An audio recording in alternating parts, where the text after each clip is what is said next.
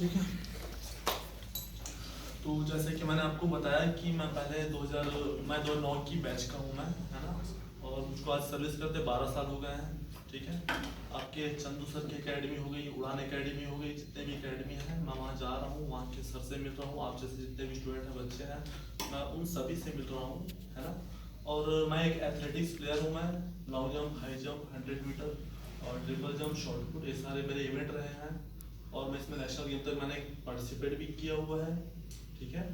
और मेरे फादर भी एक मास्टर एथलेटिक्स गेम वाले हैं, जो आज की डेट में 7th बटालियन असिस्टेंट कमांडेंट है, जिसको आप डीएसपी रैंक का बोल सकते हो आप। ठीक है। और दूसरी बात, आप आज की डेट में सोचते ये हो कि मैं मेंस प्री निकालने के बाद में मैं जो भी फिजिकल एक्टिविटी है वो उसको करूँगा, यही सोचते हो ना आप, कि मैं पहले प्री को निकालूं, फिर मेंस को निकालूं, फिर फिजिकल करूं, आप यही सोचते हो ना। तो मेरा आपसे एक सवाल है, एक सवाल मुझसे एक पर्सन ने किया था मुझसे। मैं जितनी भी अकेडमी में जाता हूँ मुझसे बहुत सारे सवाल किए जाते हैं। तो मुझसे एक पर्सन ने सवाल किया था कि सर, अगर फिजिकल में 1 महीने बचे होंगे तो क्या मुझको 1 महीने में आप पूरी एक्टिविटी करा सकते हो। तो उसको मैंने आंसर दिया कि क्या आप 1 महीने का खाना 1 दिन में खा सकते हो? खा सकते हो क्या? नहीं खा सकते। तो यार 1 दिन में मैं कैसे एक्टिविटी करा दूं? ऐसा कोई कोच नहीं है, ऐसा कोई कोच नहीं है जो आपको 1 महीने में पूरी फिजिकल की एक्टिविटी करा दे। ठीक है। आपके श्री पिल्ले सर हैं, जो जयंती स्टेडियम के मेन सर हैं, उनके अंडर सब इंस्पेक्टर कांस्टेबल की पूरी ट्रेनिंग दी जाती है। Am I right? Yes, sir. ठीक है। तो 2005-6 से लेकर के मैं उनके अंडर में 5 से 6 साल मैंने उनके अंडर में कोचिंग किया है। वो मेरे गुरु हैं। ठीक है। और एक वहाँ ताजुद्दीन सर हैं, वो भी मेन है, और वो मेरे पिताजी के गुरु हैं। ठीक है। पापा बोले बेटा ये मेरे गुरु हैं, तू इनको गुरु बना ले। ठीक है। तो आप लोगों को गाइडलाइन में देने ये आ रहा हूँ कि 2 टाइमिंग है। एक सुबह 6 से 9, सुबह 6 से 8 की टाइमिंग है, और ठंड का समय आप 6:30 बजे आ सकते हो, कोई दिक्कत नहीं है ना। और एक टाइमिंग शाम के 4 से 6 की है। ठीक है। जो सुबह नहीं आ सकते वो शाम को आ सकते हैं, जो शाम को नहीं आ सकते वो सुबह आ सकते हैं, कोई दिक्कत नहीं, कोई इशू नहीं है। ठीक है ना। आपके मन में कोई डाउट है, कोई क्वेश्चन है तो क्लियर करिए। फिजिकल कहाँ होगा सर? हाँ, तो मैं सर को पॉम्पलेट मैंने सेंड किया हुआ है।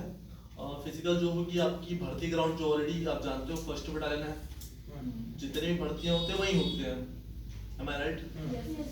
जो भी फिजिकल की भर्ती होती है, जितनी भी वैकेंसी आती है आपकी, वो सारे के सारे आपके 1st बटालियन में ही ऑर्गेनाइज होते हैं। सारे फिजिकल, आप वो चीज को आप जानते ही हो। कांस्टेबल भर्ती हुई तो वो भी वही हुई थी, है ना। उसके पहले भी जितनी भर्ती हुई है वो भी वही हुई है। और कोई क्वेश्चन? सर ये कोचिंग की फी लगेगा? फीस? अच्छा, आप एक्सपेक्टेशन कीजिए कि मैं क्या फीस लूं। चलिए, जो भी आपके माइंड में एक्सपेक्टेशन है आप वो करिए। कितने महीने कराएगा सर ये? आपकी बॉडी को एक्टिवेट होने में कम से कम 15 से 20 दिन लगेंगे, क्योंकि मैं आपकी पूरी नसें फ्री करूंगा। ठीक है ना। क्योंकि आप धीरे धीरे धीरे धीरे उस चीज को अपग्रेड करोगे। अगर मैंने आपको एक साथ वर्कआउट करा दिया तो आपकी नस मसल्स खिंच जाएंगे, प्रॉब्लम इश्यू हो जाएगी। ठीक है ना।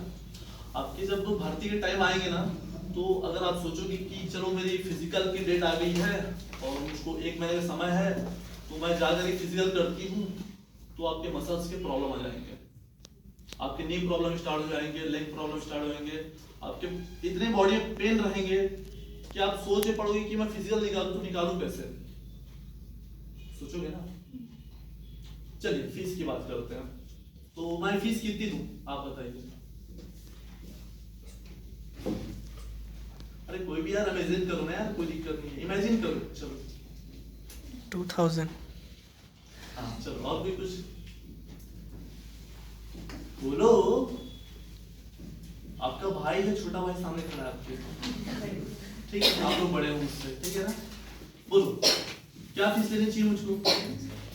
एसआई का पूरा फिजिकल होगा ना सर? सारी कांस्टेबल, आर्मी, वन आरक्षण सारी फिजिकल होंगे, तो मैं क्या फीस लूँ बताइए? चलिए एक्सपेक्टेड कितने मंथ लगेंगे पूरी तरह से तैयार होने में? 5 से 6 महीने। 5 से 6 महीने कोई भी फिजिकल निकालने के लिए? कोई भी फिजिकल निकालने के लिए, हाँ। चाहे आर्मी हो, चाहे एसआई हो, चाहे कांस्टेबल, 5 से 6 महीने। मैंने फीस की बात की तो बताइए मुझे कितना फीस देना चाहिए? अरे बताओ ना यार। हाँ, अरे एकदम खुल के बोलो, एकदम खुल के, एकदम बिंदास होके बोलो यार। चलो अरे बताओ। ट्रेनिंग के अलावा और कोई फैसिलिटीज देंगे आप? वो बताऊँ थोड़ी देर के बाद में। बताओ पहले मुझे कितनी फीस देनी चाहिए मुझे? और कोई? अरे बोलो, जितने सामने बैठे बोलो ना, मुंह खोलो ना यार। हाँ 400 per month. Sir complete course लेंगे कि मंथली लेंगे, किस तरीके से लेना चाहेंगे आप? आप लोगों का दिमाग है ना, आप लोगों का माइंड जो है ना, यहीं तक सीमित है। आप लोग जो आईक्यू टेस्ट है ना, यहीं तक मार खा जाता है आप लोगों का। ठीक है, ये पुलिस प्रशासन के द्वारा कराई जा रही है। ठीक है, और मेरी फीस अब मैं आपको बताने जा रहा हूँ। मेरी जो फीस हुई है, फर्स्ट आप अपने माता पिता की रिस्पेक्टेशन करेंगे। सेकंड, आपके जो गुरु आपको पढ़ा रहे हैं, जो टीचिंग कर रहे हैं, आप उसकी रिस्पेक्टेशन करेंगे क्योंकि वो आपका भविष्य बना रहे हैं। ठीक है। थर्ड, जितने भी विकलांग आपको दिखते हैं, आप उनकी जो भी मदद कर सकते हैं आप वो मदद करना। फोर्थ, जितने भी बड़े बुजुर्ग दिखते हैं, आप उनकी जो भी हेल्प कर सकते हैं वो हेल्प कर देना। 5, मेरे जितने भी पुलिस जवान आपको चौक चौराहे पे दिखते हैं, उनको खाली पानी पिला देना, या आप अपने हिसाब से जो भी लंच डिनर करा सकते हो वो करा देना। टिफिन में जो भी रोटी आप खिला सकते हो खिला देना। ठीक है, इसके अलावा बहुत सारी चीजें हैं। तो ये मेरी फीस है। इतना दे सकते हो? Yes sir. और कुछ?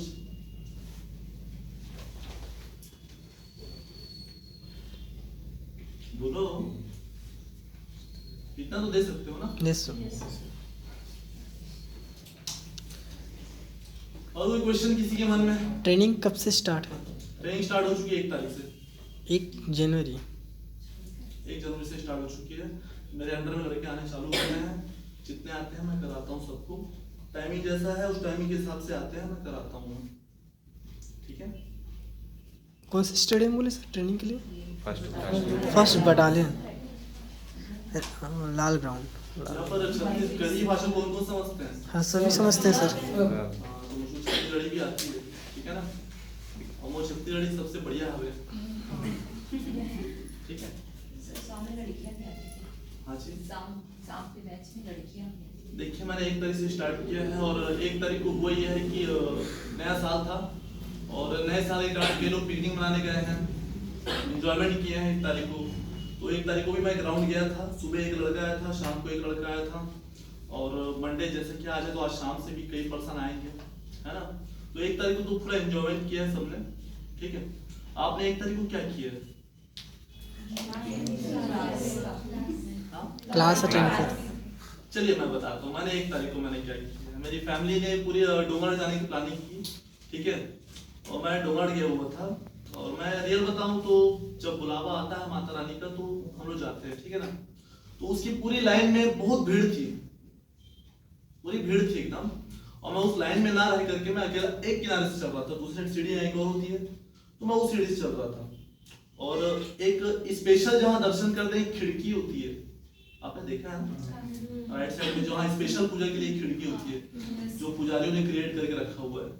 ठीक है, मैं चुपचाप गया, मैं जाकर के उस खिड़की के पास में खड़ा था। मैं चुपचाप खड़ा था, शांत चुप खड़ा था। मैं सबको देख रहा था, मैं जितने दर्शन करने आ रहे उनको देख रहा हूँ, जो भी चढ़ावा चढ़ा रहे उनको देख। मैं कोई नारियल लेके मैं नहीं चढ़ा था मैं, क्योंकि यार नारियल ईश्वर ने हमको दिया हुआ है, और तेरा तुझको अर्पण, यानी जो आपने हमको दिया तो आपको वो चीजें हम कैसे चढ़ा सकते हैं? उस चीज को जो आप ही का है तो उसको हम क्यों चढ़ाएं?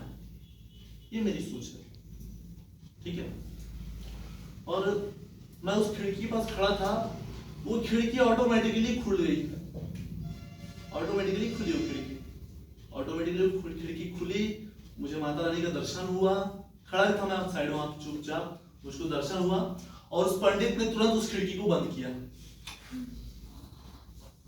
ये हुआ है मेरे साथ कल, ठीक है। दर्शन भी हुआ मुझको, मैं कोई लाइन में भी नहीं था और पंडित ने उस खिड़की को तुरंत बंद किया। खिड़की कैसे खुल गया करके, ठीक है। अब जब मैं वहां से नीचे उतरा तो उतरे समय एक बंदर था जो ऊपर टावर में चढ़ा हुआ था और टावर से नीचे गिर गया, तो उसका जो फेस है ना वो डैमेज हो गया, ठीक है। पूरा लहूलुहान था, फेस पूरा डैमेज हो चुका था। तो पूरी इस पब्लिक जा रही है, देख रही है, जा रही देख रही है, वो धूप में पूरा तड़प रहा है वो, लेकिन उस तड़पते हुए बंदर को कोई जाके उसको छू नहीं रहा है, कुछ नहीं कर रहा वहां पे, ठीक है ना। वहां पूरी बंदरों की भीड़ लगी हुई थी वहां पे, और उसके बीच में घुसने की किसी की हिम्मत है क्या? हिम्मत है किसी के अंदर? और मैं उस भीड़ में घुसा, उस बंदर को मैंने उठाया अपने दोनों हाथों से, उसकी दोनों आंखें मुझे देख रही थी और उसको उठा के मैंने छांव में रखा।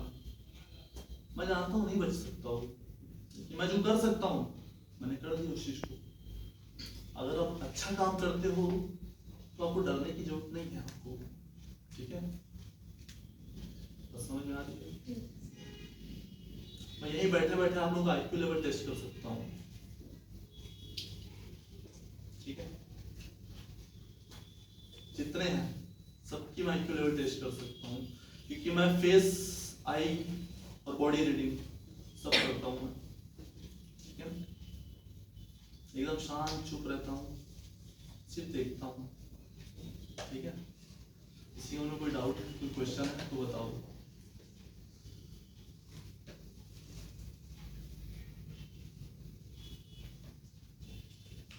क्वेश्चन पूछने में कभी मत करना। क्यों कभी मत करना? क्योंकि आप SI का दे रहे हो, कांस्टेबल का दे रहे हो, SI का देने के बाद जब आप इंटरव्यू देने के लिए पहुंचोगे ना, तो वहाँ आपके सामने जो बैठा अधिकारी होगा वो एक IPS रैंक का अधिकारी होगा। वो IPS रैंक का अधिकारी आपकी पूरी एक्टिविटी को देखेगा। वो मेरी बात समझ में आ रही है? वो आपकी पूरी एक्टिविटी को देखेगा। वो मैं थोड़ा हरासमेंट रहता हूँ मैं, क्योंकि मैं सुबह 4-5 बजे उठ जाता हूँ और रनिंग के लिए जाता हूँ और रनिंग करके आता हूँ, तो मैं पूरा थका हुआ रहता हूँ, लेकिन मेरे अंदर जो एनर्जी है उसका 50% भी आपके अंदर नहीं है, ठीक है। इतनी एनर्जी मेरे अंदर है, ये बस मेरे सर लोग मुझको पूछते हैं कि यार तू ये सब वर्कआउट कराएगा, तू ड्यूटी कब कराएगा, मतलब ड्यूटी कब करेगा। तो मैंने बोला सर मेरी जो भी ड्यूटी लगेगी मैं करूँगा, ठीक है।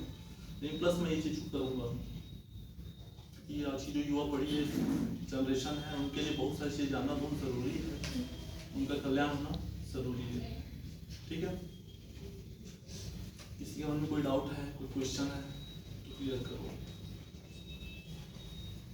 सर नॉक की प्रॉब्लम है मेरे को, जैसे नौकरी प्रॉब्लम है तो नाइट में सोते समय ना अपने पैर के नीचे एड़ी को ना आप जो पट्टे से या टॉवेल से बांधना और बीच में एक तकिया रख के सोना।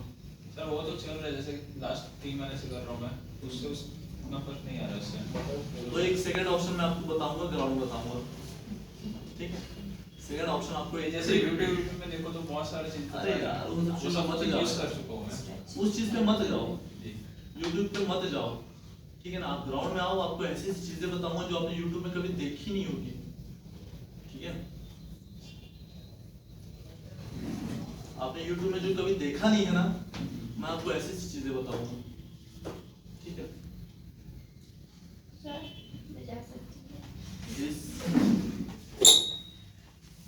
जाने के लिए पूछने की जरूरत नहीं है, जिसको भी जाना जा सकता है, क्योंकि मुझे भी जाना ही पड़ेगा, है ना, ठीक है।